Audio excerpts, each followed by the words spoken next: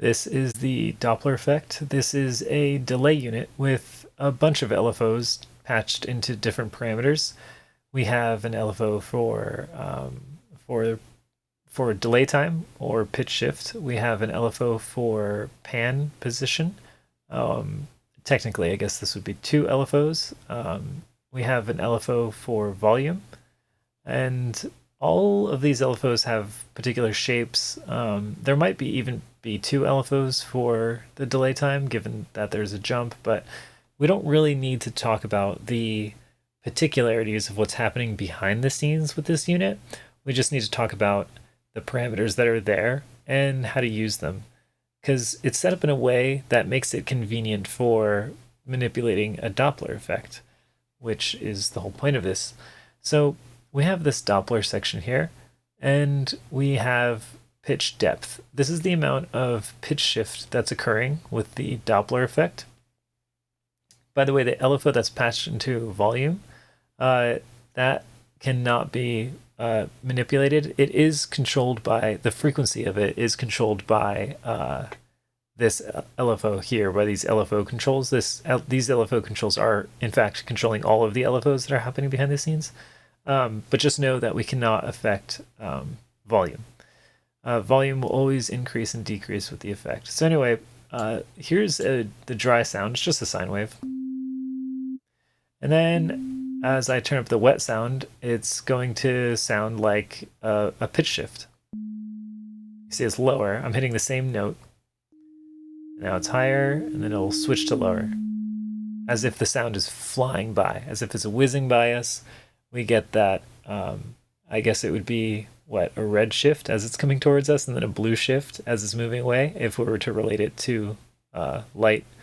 So we set the amount of delay time modulation or pitch shift with this depth knob here. And then we can also manipulate the pan depth, or how far the sound is going to move in the stereo field.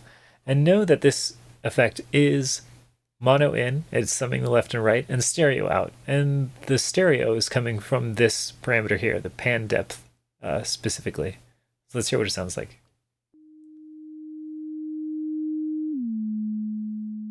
So you can hear it whiz, it goes in the left and then whizzes to the right. And we could also flip it. There's negative depth for pan, right to left. Nice. Pitch depth cannot be flipped. So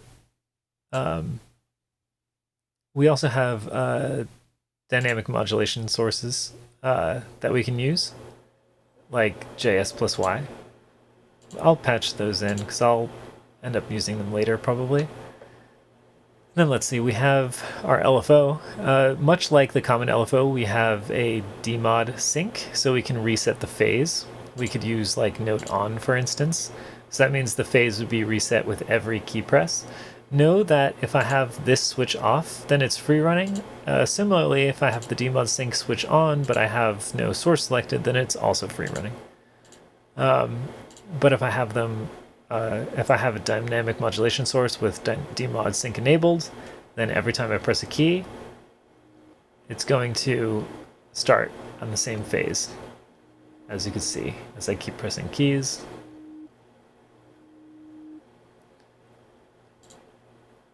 So let's turn that off.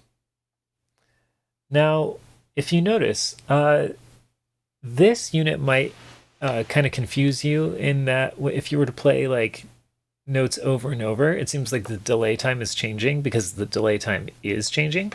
So let me put it on 50-50 dry wet. So you can hear as I press a key and the delay or the time it takes for the wet effect sound to come in changes as the effect is cycling. So the delay time is longer, then it'll be longer again, and then it'll get shorter and shorter, and then longer as well.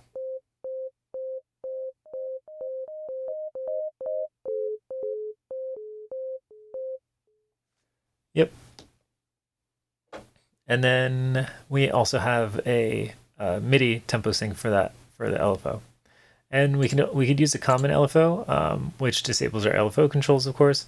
And with the advantage of using the common LFO is that we could set the phase if we felt like it. We could just set the start phase. So we could have it technically start like in the middle. And let me go to the common LFO. I'll put on my sync. Use gate 1. Frequency doesn't really matter. Let's go back to the effect.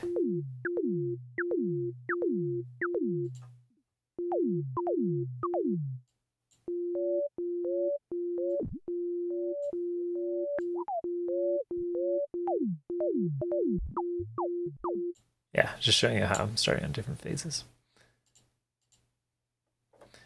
So if I wanted to, let's say, create the sound of like a choir falling, then I can grab a choir sample right here. I can disable my sine wave that I've gone on. And I wouldn't want any pan depth since it's traveling from top to bottom. I'm not sure what the, what is it called? The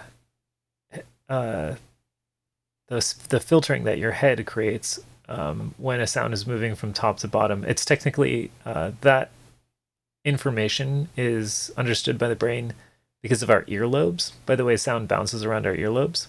So I'm not really sure how to mimic that, and the details of mimicking that would probably be really particular.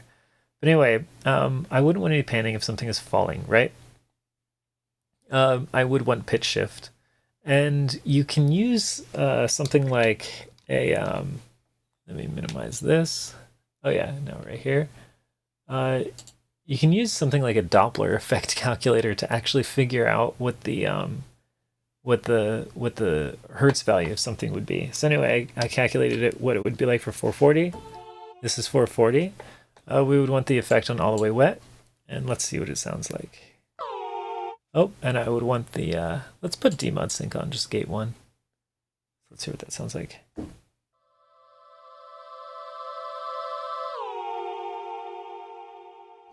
I think that could sound a little bit better if we had some reverb on it.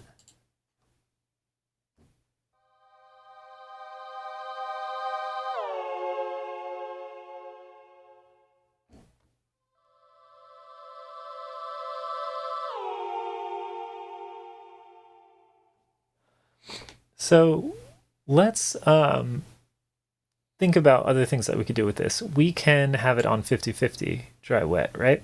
So we could have the original sound playing as well as the affected sound.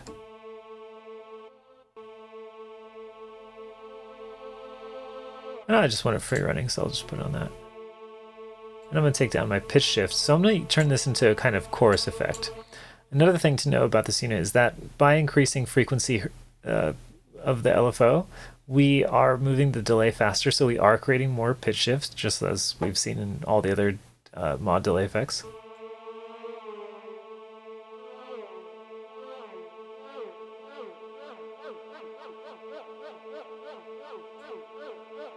It's too much pitch shifting.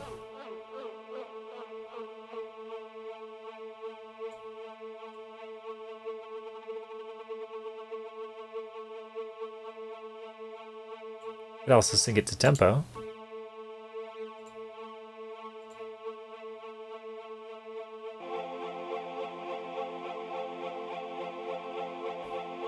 And I could set my pan depth. I could turn down the effect.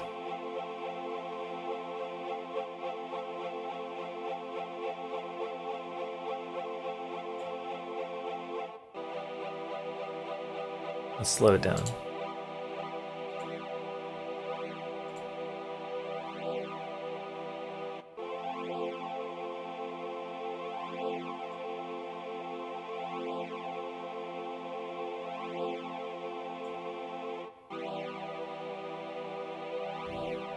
So it gives this kind of ethereal sweep that occurs, which I think is kind of nice. And if I wanted, I could make all this happen from by using JS plus Y, just like my mod wheel. So I'll put this on 40. And I'll take this one down. And I'll put let's see. I'll put it at plus 100, so I'm changing direction. This will pass through 0. And then I'll put this at 0 and give it like plus 4. Let's see what this is like. So as I move the joystick up, oh, and you know what? Let's patch it into pitch as well. The frequency of the LFO. JS plus Y. We'll go from something slow, like 1 hertz, and then we'll go give it like 2 hertz. That's fine. Let's see what this sounds like.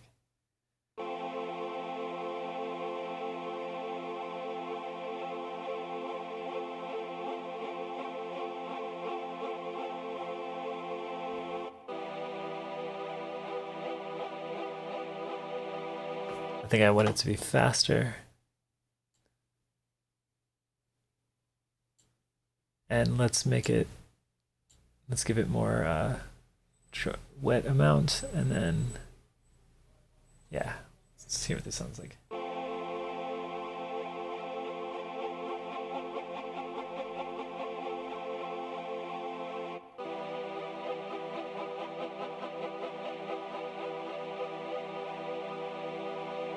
I like that. I like the way that sounds. So that's everything that there is to know about the Doppler effect, and hopefully you had fun. All right, bye.